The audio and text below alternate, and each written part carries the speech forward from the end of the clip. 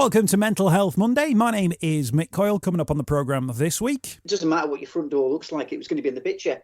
If your front garden was untidy, if it had this in it, it just made it unique in that way. Once you'd found that thing that could make a difference, did that change your mindset in terms of how you viewed how your role would work through lockdown? It doesn't matter what occupation you do or what you do. You're going to have good and bad days.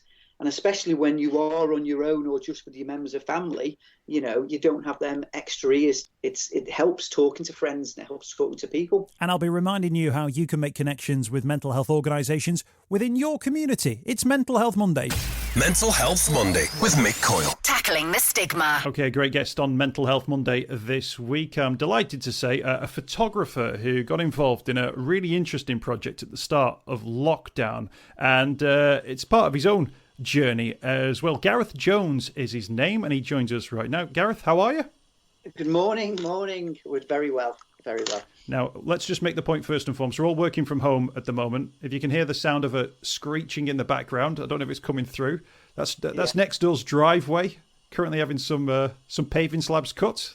That's a nice little background noise. Work going on here, so next door. So we'll join you. It'll be double drill, or double hammering. The joy of the soundproof studio. Yeah, absolutely.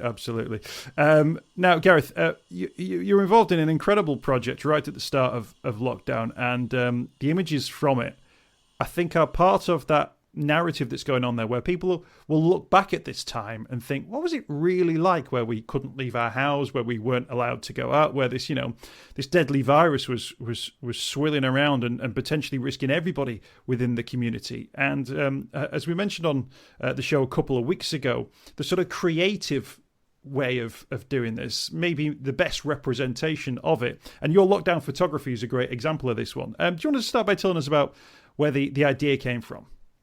The idea purely was, I think it was around mid-April, where I was at home. I'd been homeschooling the two youngest children, and like most families had not been out.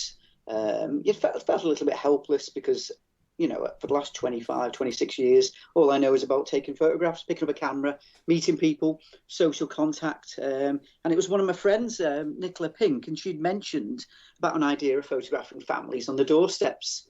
Because a lot of families like us too hadn't seen each other, and we hadn't seen grandparents, and it would be a nice idea. So that's how the idea came about. I did a post on my own Facebook page where I offered families to go out for free to photograph them on their doorsteps, which is all it was at that point because of the social distancing rules and everybody was at home, and they could then share them images with family members wherever they are. And it was just to make people happy and spread a little bit of joy, and it was good for me as well to feel like I had a bit of purpose again. I mean, in terms of the way that people viewed themselves in those pictures, that the photos themselves brilliantly, I think, capture what that lockdown period in the first instance was like, because it is that sense of you can't go beyond the threshold. It's all the family and every photo just captures that in a way where, even though all the doorsteps are different and everyone's got different pot plants and different colour front doors and all that, the theme was there absolutely throughout. Totally agree. At that point, what it was, we'd arranged it all through Facebook and through messaging. I got families to message me, and literally they would be looking out the windows. So you'd have kids looking out the windows to when I'd pull up outside. I'd arrange a sort of time. And literally, I wouldn't even need to knock on a door, because as soon as I was at the bottom of the drive, they opened the door and they were all on the doorstep, and it was like hello from it wasn't even, could have been 10, 20 meters away. It was at a full distance, and literally all the pictures were in their front gardens. And it was unique because it doesn't matter what your front door looks like, it was going to be in the picture. If your front garden was untidy, if it had this in it, it just made it unique in that way, where I think the families got it and they enjoyed it. And I think it brought a bit of happiness as well to the families, and it was good for me. We could have a chat.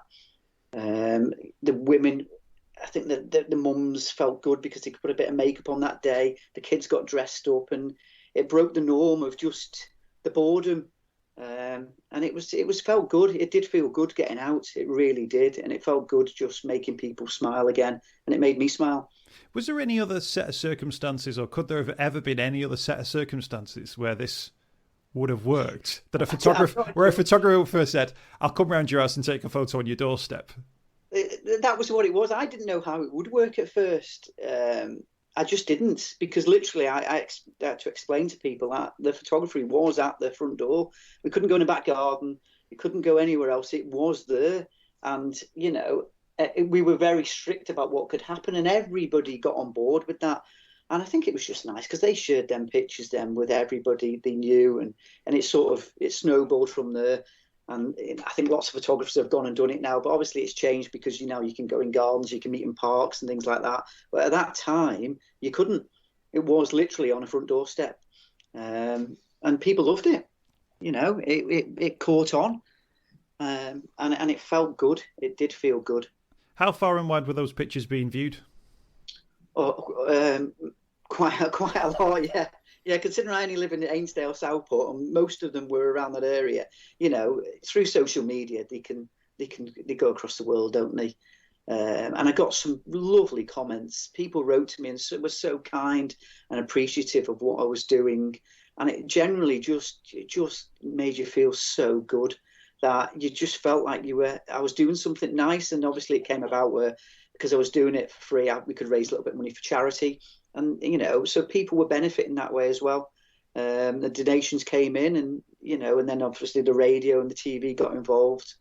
I had a lockdown haircut at that point. It got worse. So probably I was lucky it was April.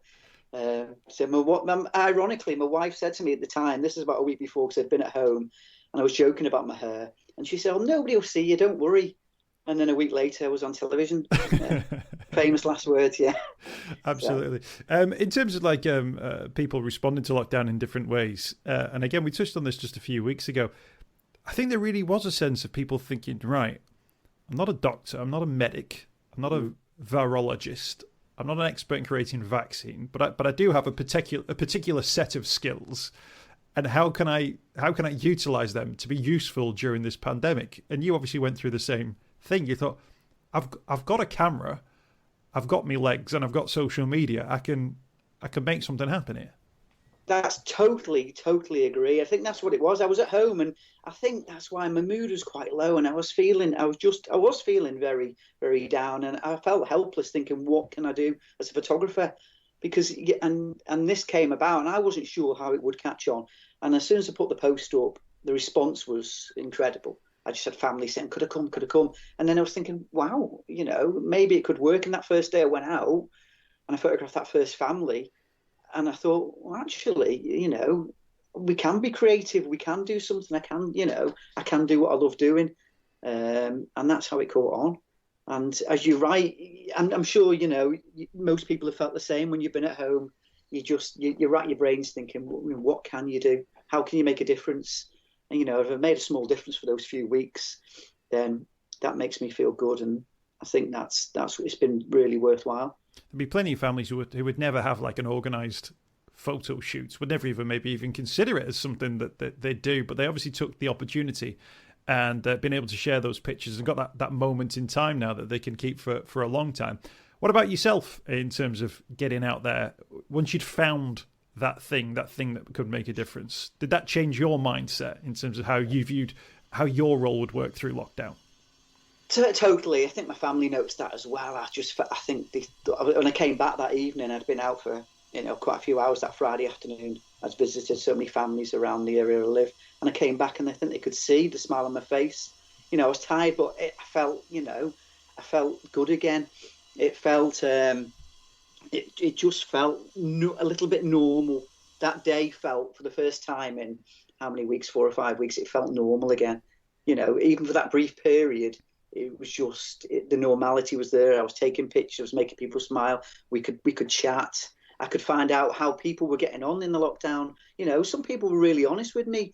They'll tell me, even though I just met them for that first time, they'd say to me what they'd been through, the struggles, how hard it had been. And, some families had gone the other way and said they'd really enjoyed it. They've got together again. They spent time with the children.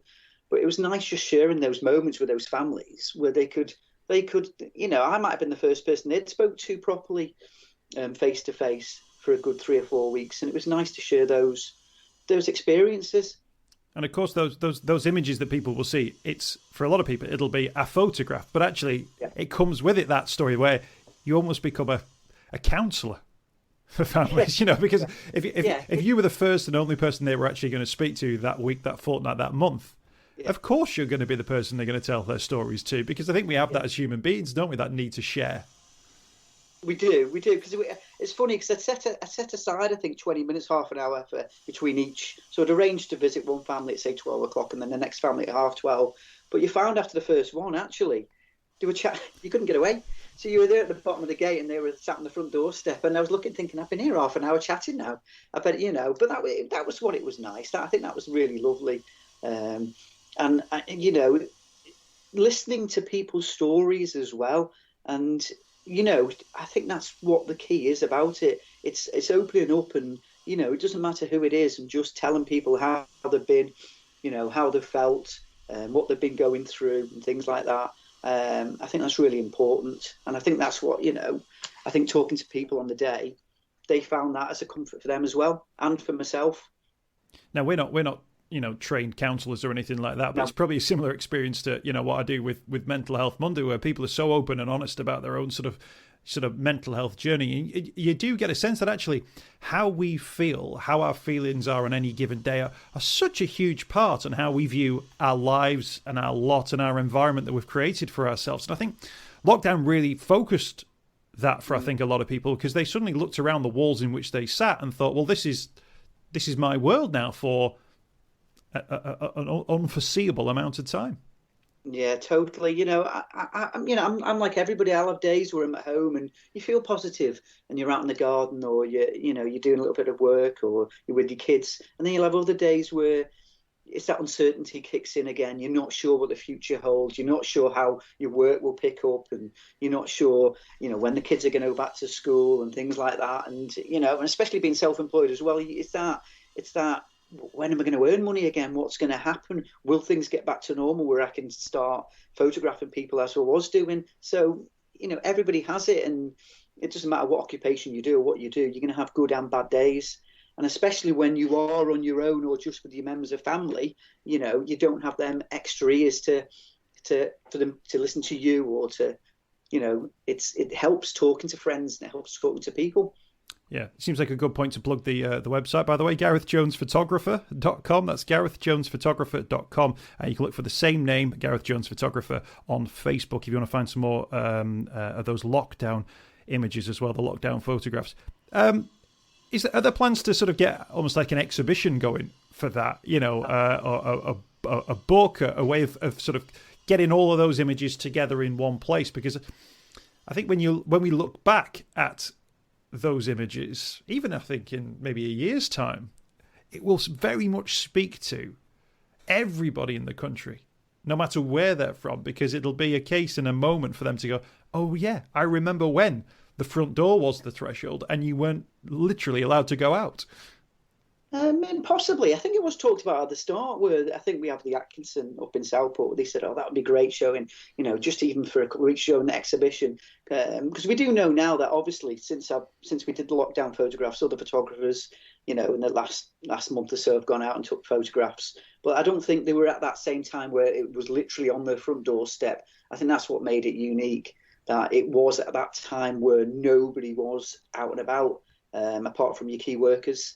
And things like that. So, possibly, I've shared a lot on the website, and I've done a blog as well on my website, and that was just purely about the experience and how it happened, and things like that. But, I'm more than happy, and I think the families will be more than happy as well, because, that's the key of it, was to share the pictures. It wasn't just for me to go down and for them just to, it was literally to spread the word and spread a bit of joy and let people know, this is what's happening. Is it, in terms of your own mental health, do you feel like knowing that you were able to do this and bring so much joy to people during what was a really, really difficult time for so many, does that sort of instill yourself with a little bit of confidence that absolutely, even in the most difficult times, you had value and there was value to the things that you were able to do?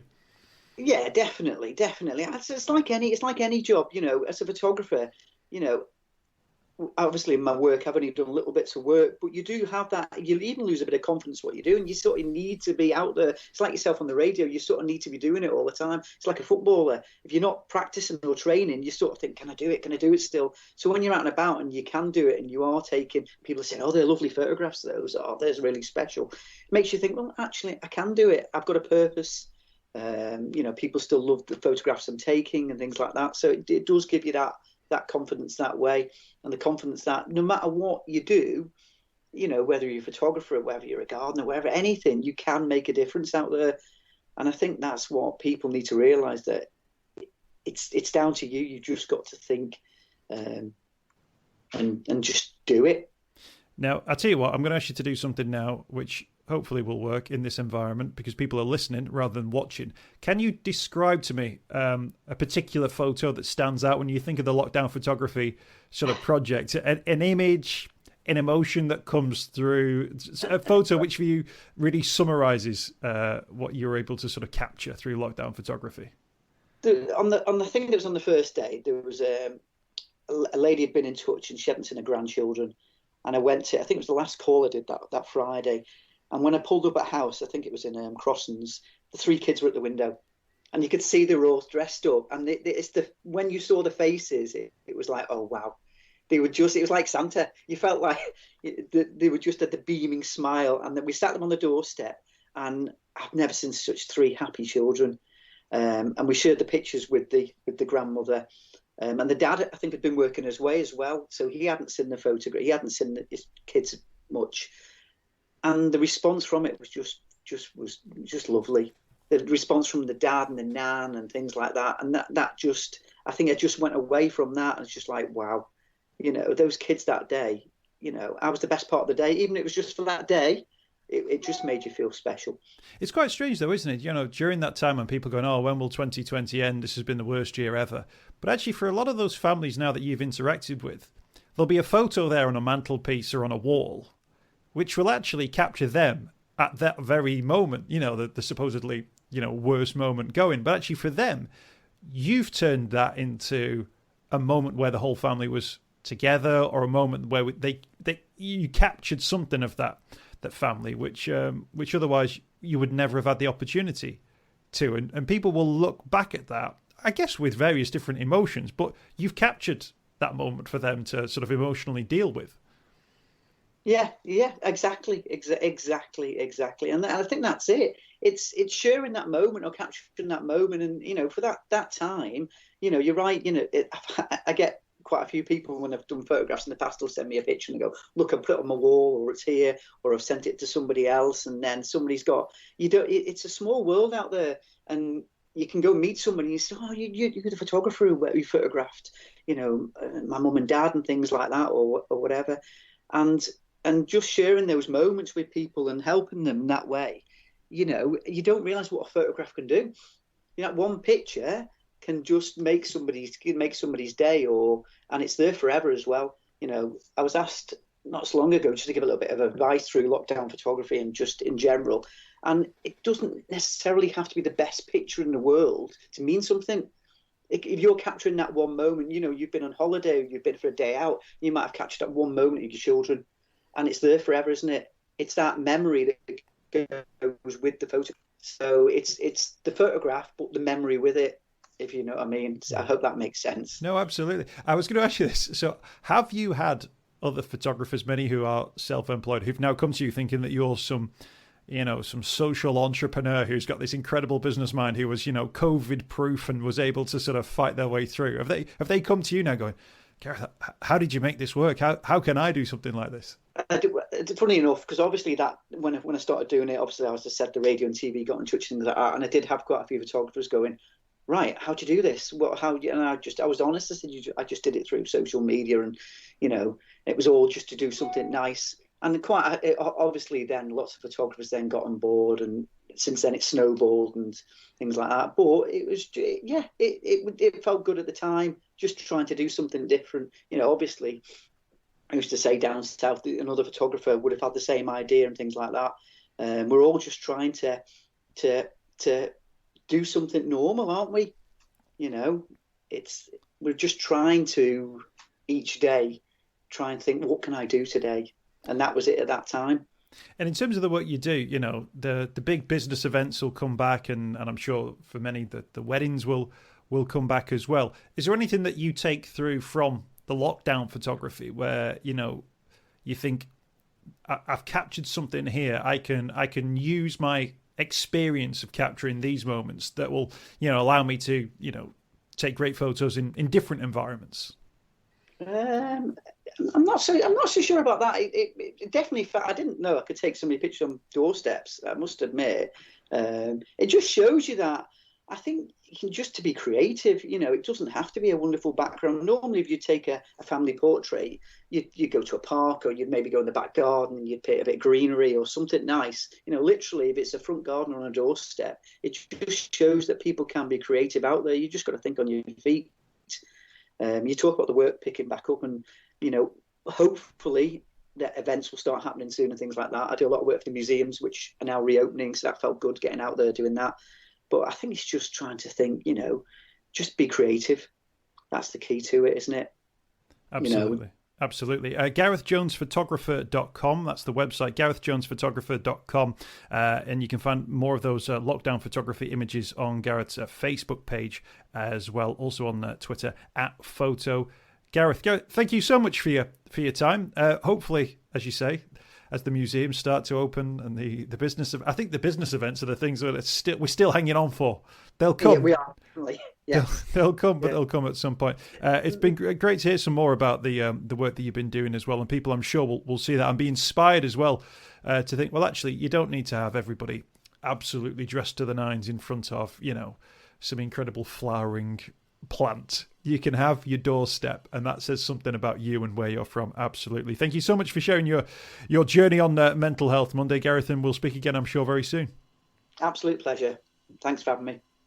I hope you've enjoyed this week's podcast. Thanks for checking out Mental Health Monday. My name is Mick Coyle. You can find me on Twitter @Mr. Mick Coyle. You can also find me, Mick Coyle, on Facebook as well. Don't forget, if you want to speak to somebody about your mental health, you can do so. The Samaritans, free to call on 116 123. You can find mental health services where you are. Just look for the Hub of Hope. Type in your postcode. It'll find those mental health services close to you. And for support in a crisis, you can text SHOUT to 85258. That's if you're experiencing a personal crisis, you're unable to cope and need support.